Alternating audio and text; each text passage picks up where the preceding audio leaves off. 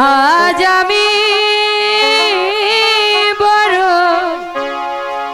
একা হয়ে গেছি রে, একা হয়ে গেছি। ভালোবাসার মানুষ আমার হারিয়ে ফেলেছি, ভালোবাসার মানুষ আমি হারিয়ে ফেলেছি। আজ আমি বড় একা হয়ে গেছি, একা হয়ে গেছি। আজ আমি বড় একা হয়ে গেছি রে, একা হয়ে গেছি।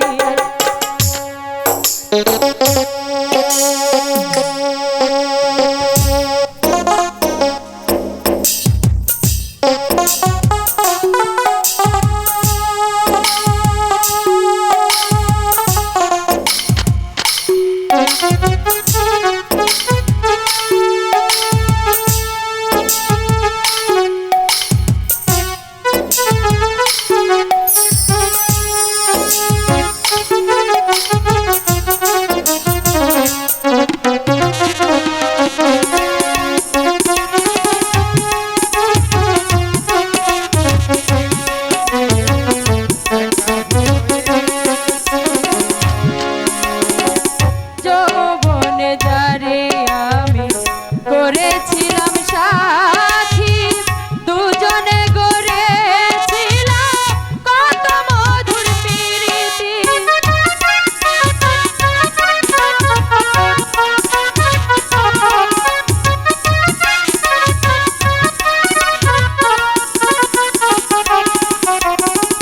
যৌবনে যারে আমি করেছিলাম সাথী, দুজনে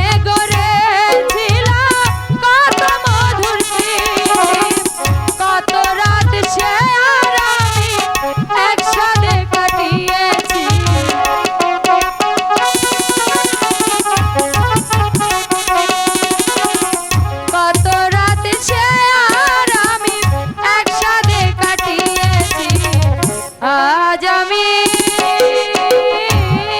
বড় একা হয়ে গেছি রে, একা হয়ে গেছি। আজ আমি বড় একা হয়ে গেছি রে, একা হয়ে গেছি।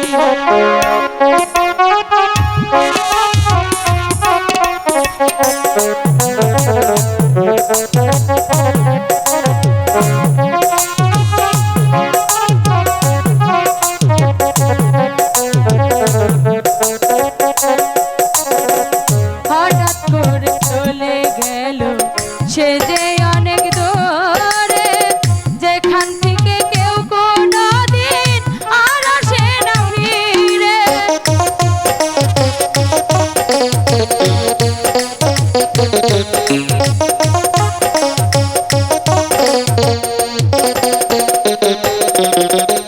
হঠাৎ করে চলে গেল সে যে অনেক দূরে, সেখান থেকে কেউ কোনদিন আর আসে না ফিরে। আমার দেখার কেউ রইল না, আমি কেমন আছি।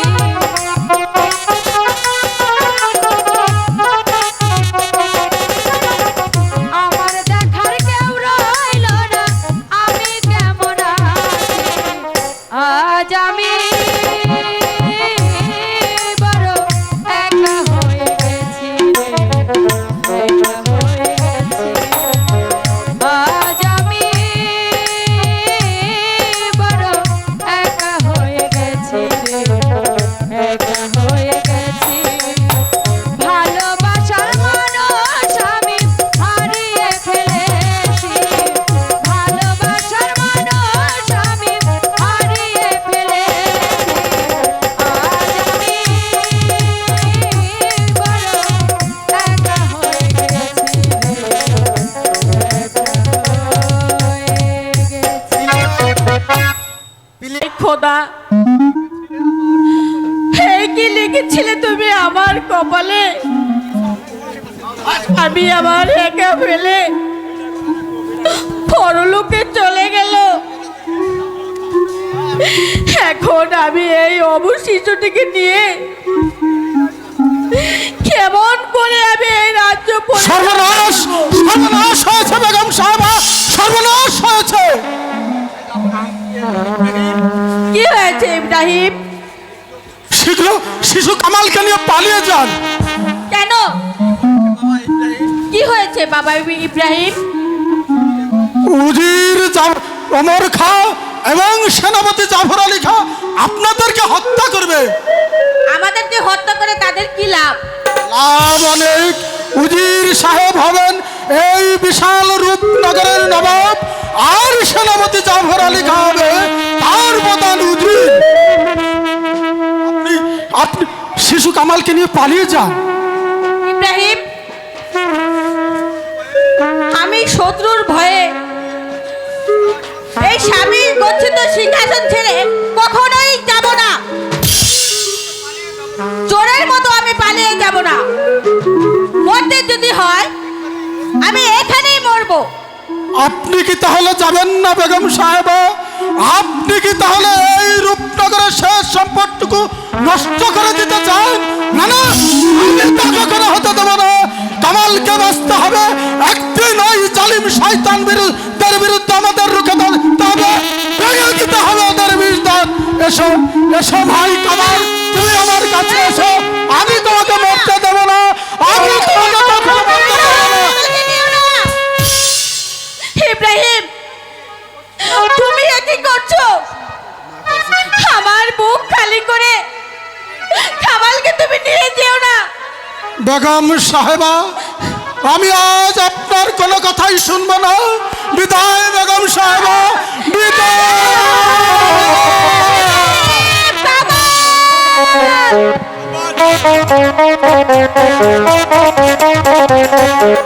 হত্যা, শিশু কামালকে হত্যা, তারপর হোসনামনকে হত্যা,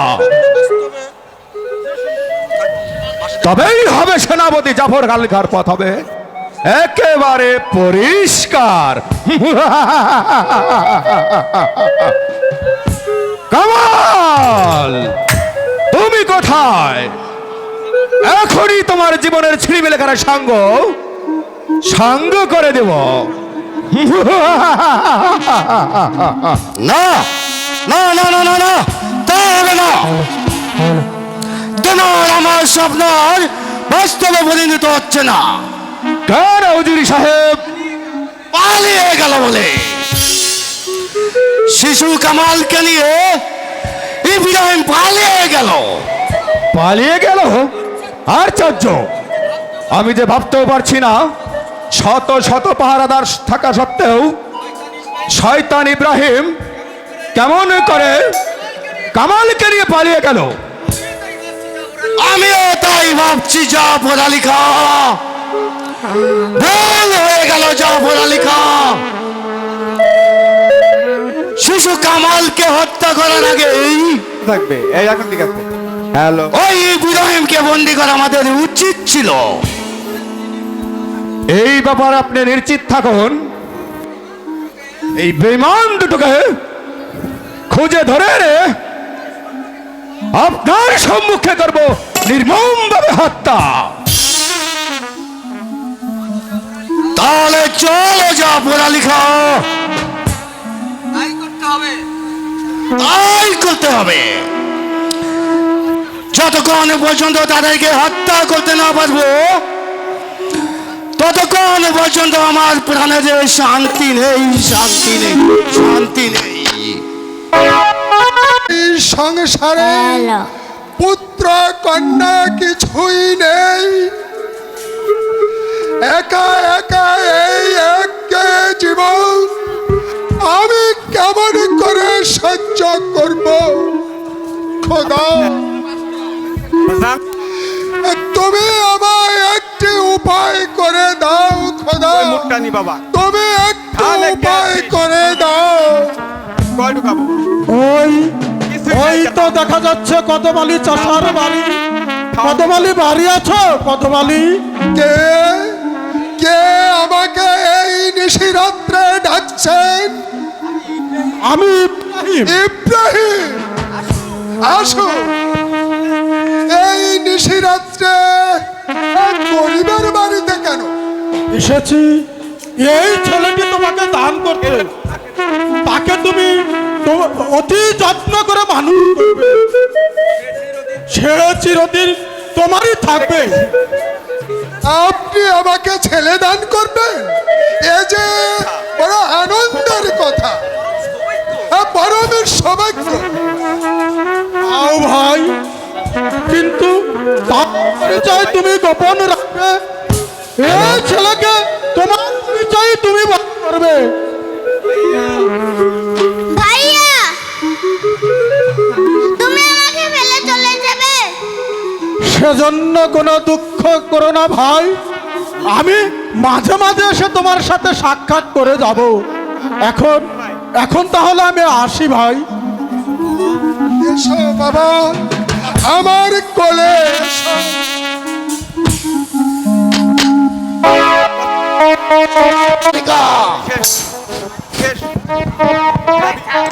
তা আমি যে ভাবতেও পারিনি। হ্যালো,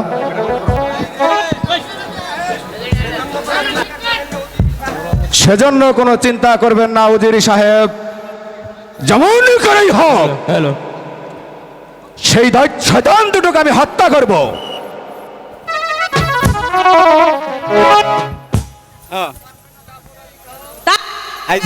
লেখা যে চলে গেছে তাকে ফিরে পাবে না। আপনি কি বলতে চান বেগম সাহেবা? বলতে নয় সেনাপতি সাহেব, আপনাদের কাজের প্রতিদান দিতে।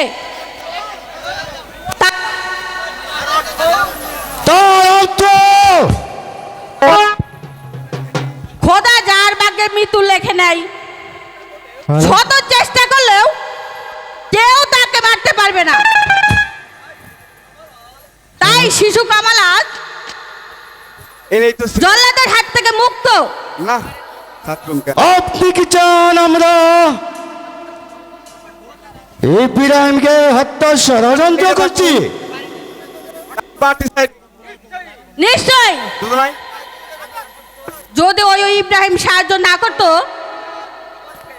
তাহলে আজই কামালকে এই দুনিয়া থেকে চির বিদায় নিয়ে চলে যেতে হতো। বেগম সাহেবা, চুপ করা বেঈমান। তোদেরকে আমি আজ হারে হারে চিনে গেছি। তাই ভাবছি এই বেঈমানের কি শাস্তি দেওয়া যায়।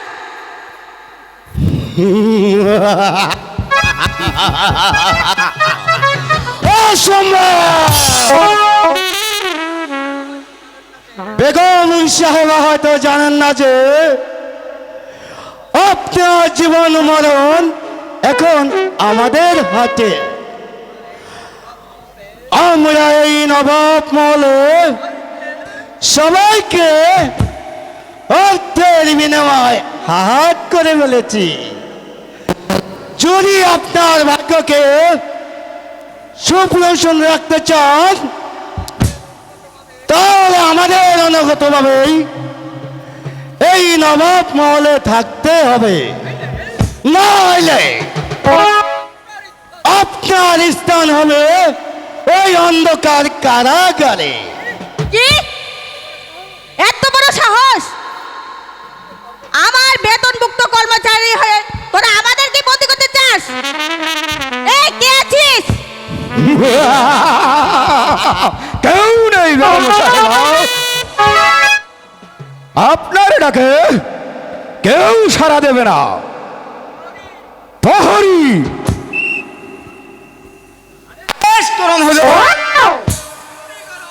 বন্দি করো বেগম হোসনা বানুকে। কাকে? হোসনা বানুকে।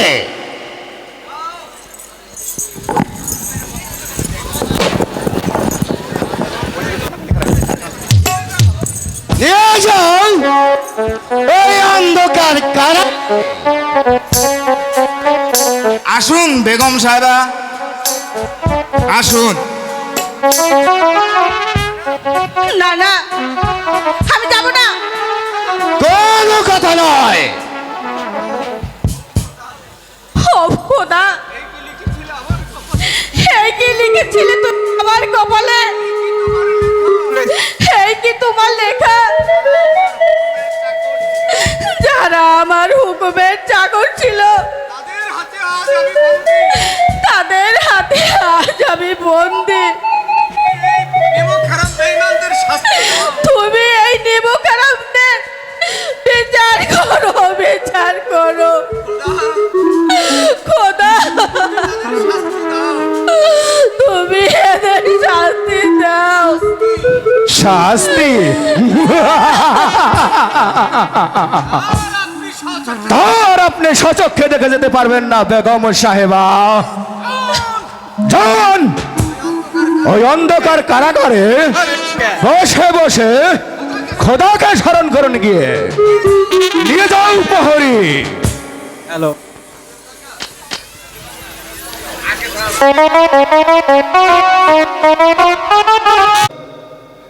কোথায় গেল ছেলেটি? ছেলেটি দেখতে দেখতে বেশ বড় হয়ে উঠেছে। তাকে এখন স্কুলে ভর্তি করা একান্ত প্রয়োজন। কাজল, কাজল, পিতা, পিতা আমাকে কেন স্মরণ করেছেন পিতা? এসো বাবা কাজল, আমার কাছে এসো।